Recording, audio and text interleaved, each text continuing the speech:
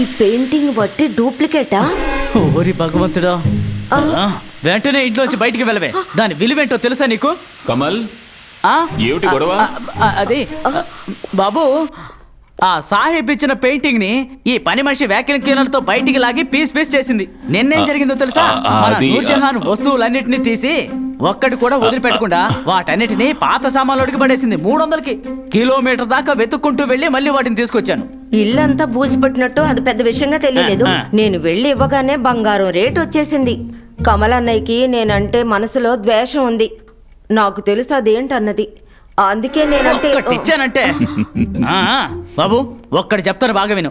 ఇక ఈమె ఇక్కడ ఉందంటే ఈమె వల్ల జరిగే నష్టానికి నేను ఏ బాధ్యత వహించను. పేరు మాత్రం కన్యాకుమారి. కానీ కమల్కి ఎందుకు ఇంత కోపం? అది నిన్న బాత్రూమ్ పక్కన నిలబడి నాకు సైట్ కొడుతున్నారు. ఓ అలాగా, వెరీ గుడ్. తర్వాత? నేను పట్టించుకోలేదు. అయ్యో, ఎందుకు ఆ పని చేసావు? అది నాకు నచ్చలేదు.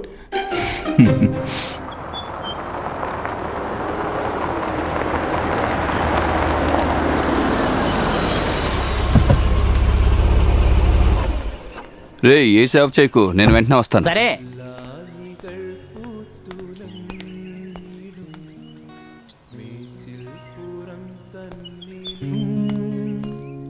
ആകാശ കൂടാര കീഴിലെ ആശാമര ചോട്ടിലും. ఓ గ్రేట్. అనిరుద్ధిక మ్యూజిక్? అనిరుద్ధ్ కాదు, సంతోష్ నారాయణన్. అయ్యయ్యో, ఏమిటి ఇలా వచ్చారు? చేతులు ఏమిటి, ఫ్రూట్సా? వైఫ్కి వాళ్ళ ఫ్రెండ్ ఇచ్చిందంట. ఇక్కడికి వస్తున్నానని చెప్పగానే ఇవి తీసి నా కార్లో పెట్టేసింది. నింద వైఫ్ మీద వేసావంటే ఒక్క ఫ్రూట్ కూడా నేను తిన్నావు. తమరు తిని ఇందులో విషయం లేదని రుజువు చేయాలి నాకు, అప్పుడే తింటాను. జాన్, ఇందులో ఏదైనా తిని నేను చనిపోతే నా ఆశలో సగం వాటా వాడికే వెళుతుంది. నిన్ను చంపడానికి విషయం యాపిల్లోనూ ద్రాక్షలోనూ లేదురా. మినిమం ఒక వాటర్ మిలన్ అయినా కావాలరా. ఇతనెవరు? తను నా ఫ్రెండ్ జాన్. ఇతన్ని నేను ఎక్కడో చూసానే. లేదు, మిమ్మల్ని నేను ఎక్కడా చూడలేదు. కాదు, నేను ఇతను ఎక్కడో చూశాను. ఏయ్, తను సింగర్. మీ క్లబ్కి వచ్చి పాడుంటాడు, నువ్వు చూసుంటావు. ఓ అలా ఉండొచ్చు. సర్లేరా, మరి విశేషాలేంటి? నేను బతుకున్నాను, అదే విశేషం. ఫ్రెండ్స్ చుట్టాలు నన్ను డైలీ పిలుస్తున్నారు నీ ప్లాన్స్ ఏంటో తెలుసుకోవడానికి. ఎవరిని నువ్వు ఇక్కడికి వదలకపోయేసరికి అందరూ నాకు ఫోన్ చేస్తున్నారు. నువ్వు పూంబరా ఎస్టేట్ అమ్మేసావా?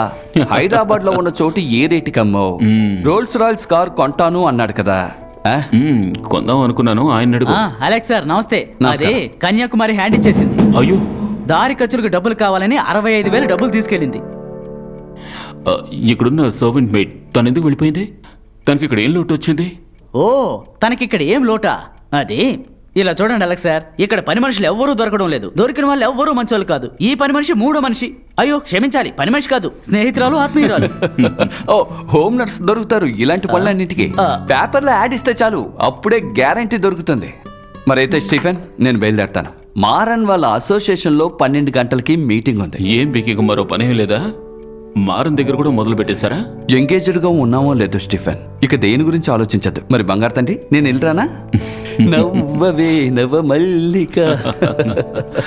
అలెక్స్ సార్ ఒక్క నిమిషం. ఈ పూంబారా ఎస్టేట్ ఉంది కదా, అక్కడ నాకున్న బంధువుల్లో కాస్త నమ్మదగిన వ్యక్తి తనే. బాగా డబ్బు ఆస్తి ఉంది, కానీ పిల్లలు లేరు. తనకు ఒక అన్నయ్య కూడా ఉన్నాడు, పీటర్. తను మంచివాడే. ఎప్పుడు పని వస్తుందో ఎవరని చెప్పలేం. జాన్, మీరు ఒక విషయాన్ని బాగా అర్థం చేసుకోవాలి. ఇది ఒక భయంకరమైన ఇండియన్ ఆల్బమ్. ఒక లోకల్ ఇండియన్ సాంగ్ ఉన్న విజువల్ దీనికి అస్సలు అక్కర్లేదు. We need MTV grand look. కానీ అవన్నీ తీసుకురావాలంటే మీరు వేసిన బడ్జెట్ అస్సలు సరిపోదు. అసలు దీంతో మీ బ్యాండ్కి ఫోటో షూట్ కూడా చేయలేమనుకోండి. అయితే ఇప్పుడు మిస్టర్, మీ పేరేంటి? My name is Pankaj Menon and you can call me Pank. Panku, మీ మాటలు మాకు బాగానే అర్థమవుతున్నాయి, కానీ ప్రస్తుతానికి మా దగ్గర డబ్బులు లేవు. సగం ఖర్చు తగ్గిపోతుందంటే మేము ట్రై చేస్తాం. నాకు అలా చేయాల్సిన అవసరమే లేదు మిస్టర్. మీరా నా కొలిక్. ఆ ఒక్క కారణం వల్ల ఇక్కడికి వచ్చాను. ఈ చిన్న టౌన్లో ప్రతిరోజు ఒక్కొక్క బ్యాండ్ పుట్టుకొస్తుంది. రోడ్డు మీద టీ అమ్మేవాడు కూడా మ్యూజిక్ ఆల్బంలో హీరో అయిపోతున్నాడు. ఈ కాంపిటీషన్లో అందరూ మిమ్మల్ని చూడాలంటే డబ్బు కావాలి, డబ్బు. అది రెడీ చేసుకొని పిలవండి. ఆల్ ది బెస్ట్, మళ్ళీ కలుద్దాం గాయస్. అసలేంటి వాగుతున్నాడు? బా వాడి సంగతి వదిలేయండి. మీరేమనుకుంటున్నారు? వాడన్నట్టుగా అంత పెద్ద మొత్తాన్ని అయినా మనం ఎక్కడి నుంచి తీసుకురాగలం? ఆ, మీరేంట్రా అలా చూస్తున్నారు?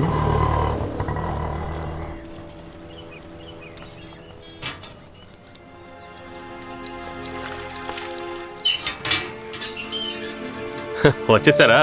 అప్పుల వాళ్ళు దీన్ని తుక్కు తుక్కు చేసేశారు. మీరు వచ్చేలోపు దీన్ని బాగా తుడిచి రెడీ చేద్దాం అనుకున్నాను బాబు. ఈ బండి నాకు బాగా ఫేవరెట్. ఇంతకుముందు నా దగ్గర ఒకటి ఉండేది 71 మోడల్, రాకింగ్కి ముందుండే పీసు. చాలా రోడ్ రేసుల్లో కూడా పాల్గొన్నాను. రాజ్దూత్, యమహా, ఎన్ఫీల్డ్, బుల్లెట్, వాటికి పోటీయే లేదు. అది ఆ కాలం. స్టీఫెన్ వాళ్ళ నాన్నగారి దగ్గర పనిలో చేరిన తర్వాత అవన్నీ వదిలేశాను.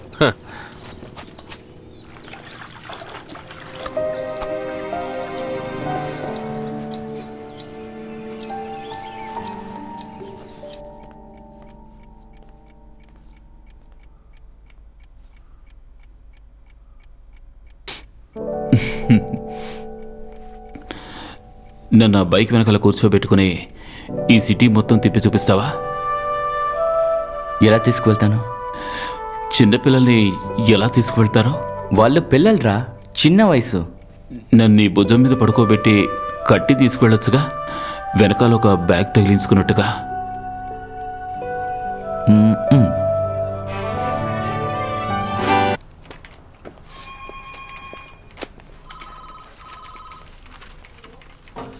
లేదు, అలాంటిదే లేదు. సార్.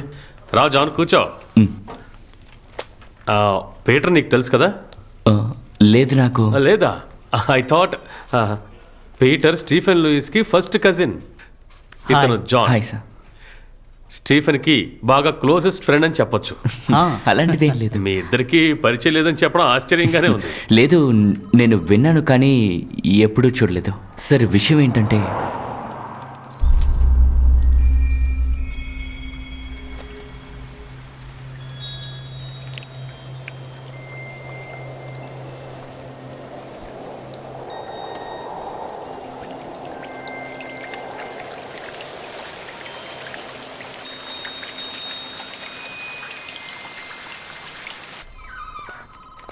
సిక్స్ 6342 కదా? అవును సార్, 634. నేను మిస్ కాల్ ఇస్తాను.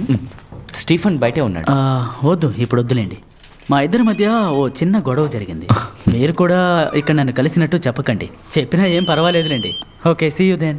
That's my number. Okay sir. Okay, save మన చేసుకుంటా. తర్వాత కలుద్దాం. Okay sir, thank you.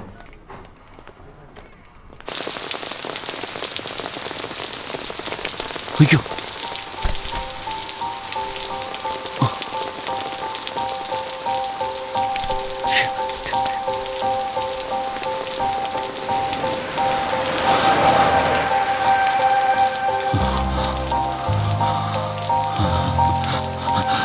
ఎవరిని అడగలేదు, అది ఇష్టం వచ్చినట్టు కురుస్తోంది.